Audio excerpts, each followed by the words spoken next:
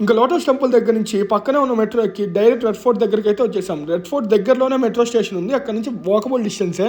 లోపలికి అయితే entry just 40 రూపీస్తో వెళ్ళిపోయాం డైరెక్ట్. మేము వెళ్ళిన రోజు తెలుగు వాళ్ళు కూడా చాలా మంది వచ్చారు విజిట్కి. అసలు ఆ ఇండియా ఫ్లాగ్ చూస్తుంటే అసలు గూస్ బూమ్స్ చూడండి అసలు ఎలా ఉందో.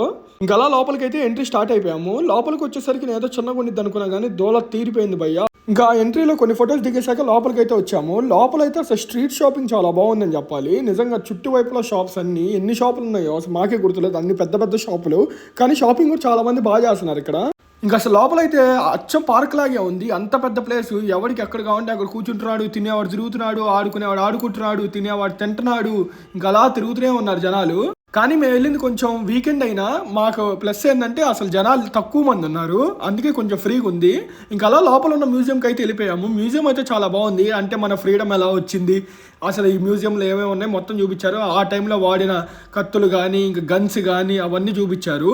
మ్యూజియం అయితే చాలా ఇంట్రెస్టింగ్ గానే ఉంటుంది, కానీ ఓపికతో చూడాలి. అంతే ఇంట్రెస్ట్ లేని వాళ్ళకి ఇంకా మీ ఇష్టం.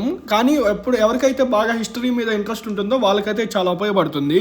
ఎందుకంటే అప్పట్లో ఉన్న వెపన్స్, డ్రెస్సెస్, ఎవరెవరు ఎలాంటి డ్రెస్సులు వేసుకున్నారు అన్ని చూపించారు. గన్స్, ఏన్షియన్ గన్స్ అన్ని చూపించారు. ఇదిగోండి ఇక్కడ మా వాడైతే నన్ను ఎందుకు మావా తెచ్చావు, నాకెందుకు ఇవన్నీ అన్నట్టు చూస్తున్నాడు. మళ్ళీ ఇంకో కొత్త షాట్లో కలుద్దాం.